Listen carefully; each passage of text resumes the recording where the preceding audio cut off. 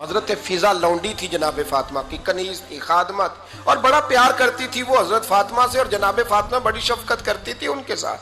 جناب فضا کہتی ہیں ہمارے ساتھ ہی نا دو چار گھر چھوڑ کے ایک یہودی مسلمان ہوا تو اس کے رشتہ داروں نے رشتے توڑ دیے، ناطے توڑ دیے، سارا خاندان مسلمان ہو گیا، لوگوں نے ملنا گلنا چھوڑ دیا۔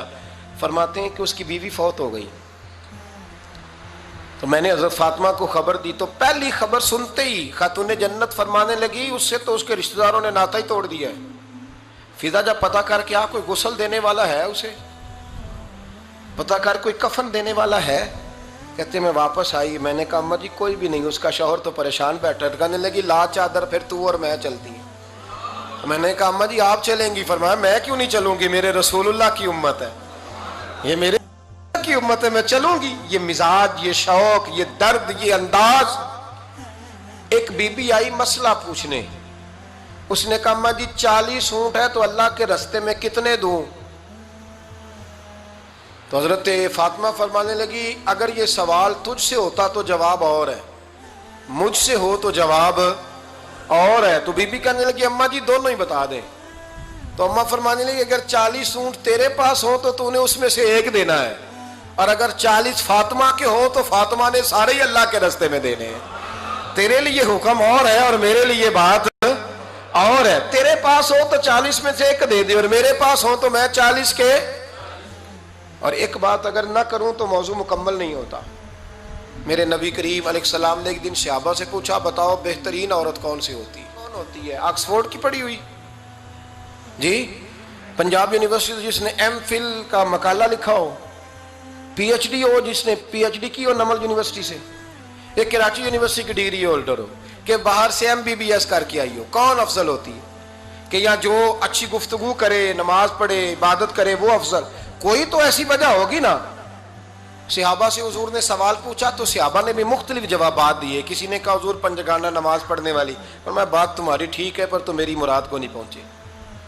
ایک نے کہا یا رسول اللہ صلی اللہ علیہ وسلم پردہ کرنے والی، فرمایا بات تمہاری ٹھیک ہے پر تم میری مراد کو نہیں پہنچے۔ ایک نے کہا حضور با پردہ عورت، فرمایا بات تمہاری ٹھیک ہے پر تم میری مراد کو۔ حضرت علی کہتے ہیں بیٹھا میں بھی تھا بیچ، لیکن میں بھی مراد کو سمجھ نہیں پا رہا تھا، حالانکہ شہر علم کے دروازے کا نام مولا علی ہے۔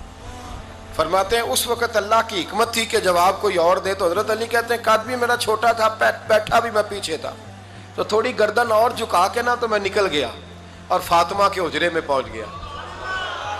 تو میں نے کہا فاطمہ حضور نے ایک سوال پوچھا ہے تو صحابہ جواب دے رہے ہیں، پر حضور کہتے ہیں تم میری مراد کو نہیں پہنچے، ذرا جلدی سے جواب نہیں دیتی؟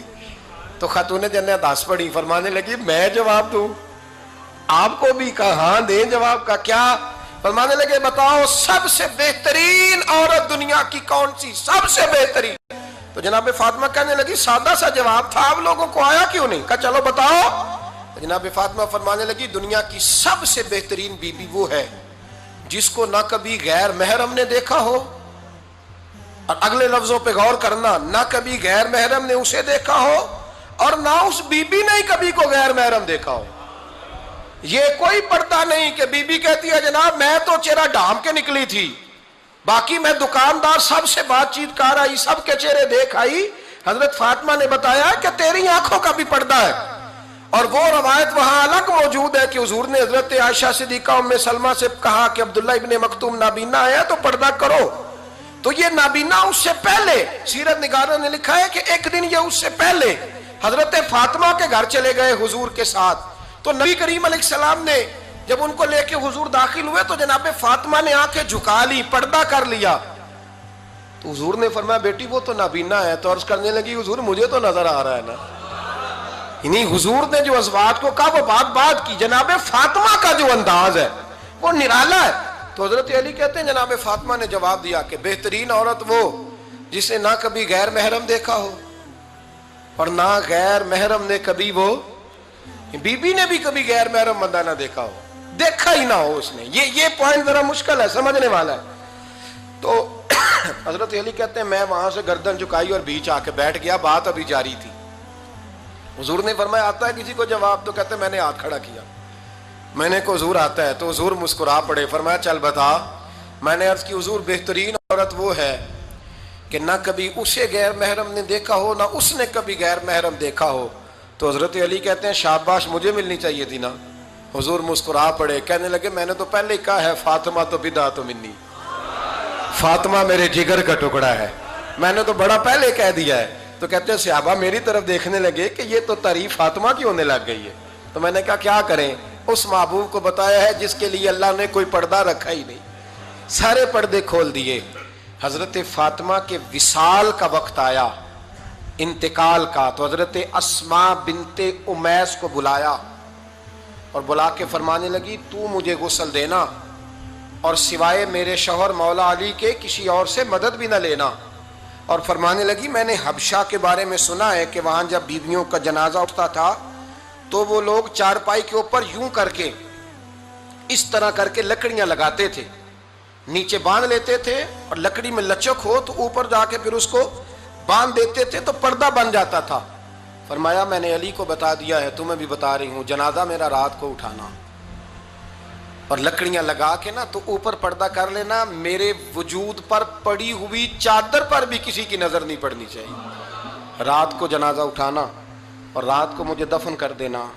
مدینہ منورہ میں حضور کے وصال ظاہری کے 6 ماہ بعد جناب فاطمہ الزہرا کا جنازہ اٹھا تو مسجد نبوی شریف سے ایک شخص اپنی داڑھی آنسوؤں سے بھگوتا ہوا نکلا. تو حضرت ابوبکر صدیق نے کھڑا کر کے پوچھا کیوں نبی پاک کے چچا عباس روتے کیوں ہو؟ حضرت عباس کہنے لگے پہلے حضور گئے تھے, اب نبی پاک کی تصویر بھی چلی گئی. کیا ہوا؟ کہ جناب فاطمہ کا وصال ہوا. پھر سے ایک دفعہ مدینے میں رات آئی, پھر سے شام ہوئی, پھر سے جنازہ اٹھا. شیر خدا علی المرتضیٰ رضی اللہ تعالیٰ عنہ نے, حضرت عباس نے, حضرت قسم دین عباس نے, حضرت عبداللہ ابن عباس نے تدفین سے فارغ ہوئے. ایک روایت ہے کہ حضرت عباس نے جنازہ پڑھایا اور ایک مستند روایت ہے کہ حضرت ابوبکر صدیق نے جنازہ پڑھایا. اور جب جنازہ پڑھا کر کے باہر نکلے تو حضرت علی شیر خدا کی آنکھوں میں آنسو تھے. اتنے کالی روتے کیوں ہو؟ فرمانے لگے صرف فاطمہ نہیں گئی, مصطفیٰ کریم کی امت کے لیے دعائیں کرنے والا ایک بڑا ہاتھ رخصت ہوا ہے. ایک بڑا ہاتھ جناب فاطمہ الزہرا نے